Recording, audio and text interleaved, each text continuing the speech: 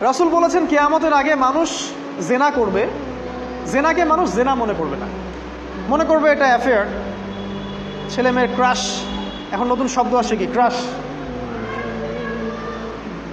চোখে চোখে কন্ট্যাক্ট হবে, কো এডুকেশনের মাধ্যমে মোবাইল নাম্বার এক্সচেঞ্জ হবে, রাতের বেলা কথা হবে, ফোন হবে, তারপর চা খাবে, কফি খাবে, ঘুরবে, আস্তে আস্তে বেডে যাবে, তারপরে ব্রেকআপ হয়ে যাবে। তাদের কাছে সিম্পল, এটা খুব সিম্পল, সিলি ব্যাপার। আর কোরআনের কাছে এটা কি? জিনা। এক কথায় কি? জিনা। জিনায় লিপ্ত থাকা অবস্থায় দোয়া কবুল হয় না, কিন্তু মানুষ যদি এটা থেকে বের হয়ে তওবা করে আল্লাহর জন্যে, তার দোয়া অনেক বড় মানুষের দোয়ার মতো কবুল হয়। ওই তিন বন্ধুর একটা হাদিস আছে না, গুহার মধ্যে চাচাতো বোনকে একা পেয়েও সে ফিরে আসছিল আল্লাহর ভয়ে, আল্লাহ পাক তাকে গুহা থেকে বাঁচায় দিচ্ছেন না? হাদিসটা পড়ে দেখবেন, অনেক বড় হাদিস। জিনা থেকে দূরে থাকলে হৃদয়ে নূর আসবে। আপনি আমি যদি আমাদের চোখকে এই পর্যায়ে নিয়ে যেতে পারি যে কোনো গায়রে মাহরামের দিকে চোখ পড়লে আমরা নামিয়ে নিচ্ছি, তখন আপনি ফিল করবেন আপনার মনের মধ্যে নূর আসছে। এই যে আমি এখন একটা লেকচার দিচ্ছি, আমার খুব ভালো লাগছে। ঠিক রাস্তায় যেতে যেতে যদি আমি 8-10টা মেয়ের দিকে তাকাই, আমার এই নূরটা উঠে যাবে। জাহান্নামে কেন অনেক নারী থাকবে জানেন? কারণ তারা শুধু নিজেরা অপরাধ করে না, হাজারো মুমিন মানুষের নূর তারা কেড়ে নেয়। দ্যাট ইজ ওয়াই তারা জাহান্নামে বেশি থাকবে। আরেকটা মেজর কারণ হচ্ছে তাদের উদ্ধত মাথা। মেয়েদেরকে বলছি স্পেশালি, হয়তো এই কথাগুলো মেয়েদের কাছেও যাবে। তাদের এই উদ্ধত মাথা আল্লাহর বিধানের সামনে আত্মসমর্পণ করতে চায় না। তাদের এই উদ্ধত মাথাটা আল্লাহর বিধানের সামনে আত্মসমর্পণ করতে চায় না, এ কারণে তারা জাহান্নামে বেশি থাকবে। যে কোনো বিধান আল্লাহ তাদের সামনে বলেন, সব মেয়ের কথা বলছি না, ম্যাক্সিমাম বিভিন্ন যুক্তি তারা দিবে। সামি'না ওয়া আতা'না এই পর্যায়ের না, যুক্তি দিবে। পর্দা করলে কি এখন কেমন করে চাকরি করব, পর্দা করলে কেমন করে পড়াশোনা করা যায়, এখন তো যাইতেই হচ্ছে, কিছু তো করার নাই, বিভিন্ন যুক্তি, হাজারটা যুক্তি তারা দিবে। কে জানি তাদের ব্রেইনটাকে পুরো ওয়াশড করে ফেলছে। আমি আপনাদেরকে বলছি কে করেছে? এটা করেছে স্বয়ং দাজ্জাল।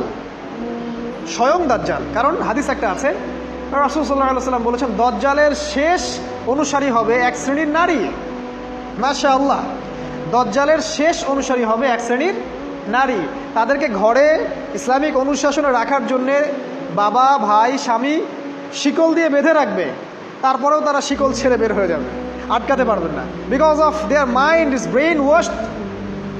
এ কারণে দেখা যায় তাদেরকে যখন কোনো বিধানের কথা আপনি বলবেন, তাদের এই উদ্ধত মাথাটা আল্লাহর বিধানের সামনে অবনত হতে চায় না, বিভিন্ন যুক্তিতর্ক তারা দেয়। এ কারণেই তাদের সংখ্যাটা জাহান্নামে বেশি হবে। আরও কারণ আছে, রাসূল বলেছেন সারা জীবন তাদের জন্য করবেন। স্পেশালি তাদের উদ্দেশ্য করে বলছি যাদের অ্যাফেয়ার আছে। যতই করেন,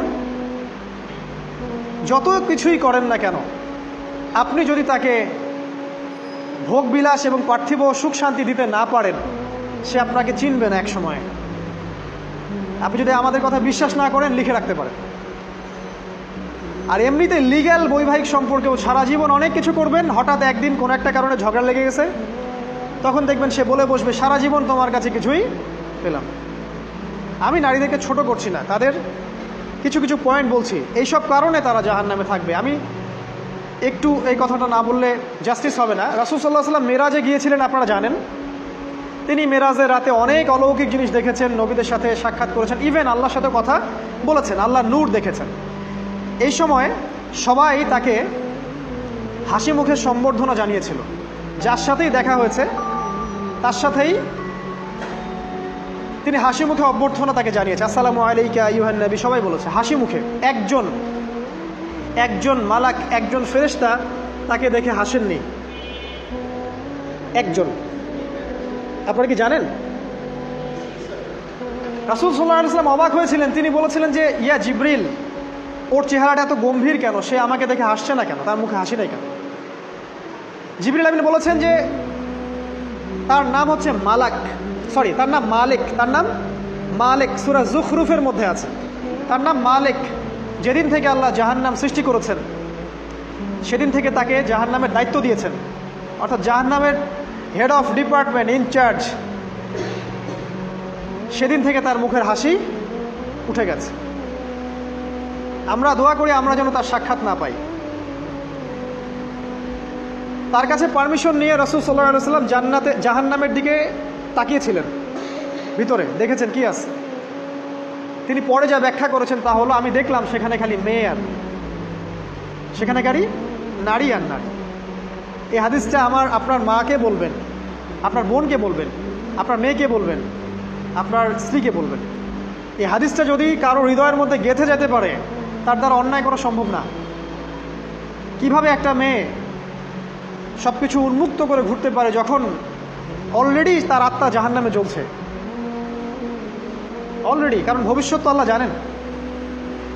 যেমন ওমর রাদিয়াল্লাহু আনহু এর ঘর জান্নাতে আছে, রাসূল সেটা দেখে আসেন নাই? এসে ওমর ইবনুল খাত্তাবকে বলেছেন না যে আমি দেখে আসছি তোমার ঘর, আমি ঢুকিনি তোমার ঘরে তোমার আত্মসম্মানের কারণে। তার মানে তিনি পৃথিবীতে বিচরণ করছেন, ঘর তো জান্নাতে অলরেডি তৈরি হয়ে আছে। মেয়েরা দিব্যি ঘুরছে এভাবে, এবং তারা মোটেও সচেতন না তাদের ঘর হয়তো বা জাহান্নামে রেডি। আর আমাদের so called modern western civilization এদেরকে ব্রেইন ওয়াশড করে দিয়েছে। তারা বাজার করছে, তারা নগ্ন হয়ে ঘুরছে, কাপড় পরেও তারা নগ্ন থাকছে, তারা মডেলিং করছে, গান গাচ্ছে, নৃত্য প্রদর্শন করছে, মিডিয়া আসে, তার দেহ লক্ষ লক্ষ কোটি কোটি মানুষ দেখছে।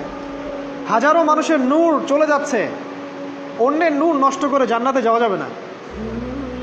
রাসূল সাল্লাল্লাহু আলাইহি ওয়াসাল্লাম যে আলামতগুলো বলেছেন তার মধ্যে অন্যতম একটা আলামত হচ্ছে শেষ জামানায় মেয়েদের সংখ্যা বাড়বে, ছেলেদের সংখ্যা কমে যাবে।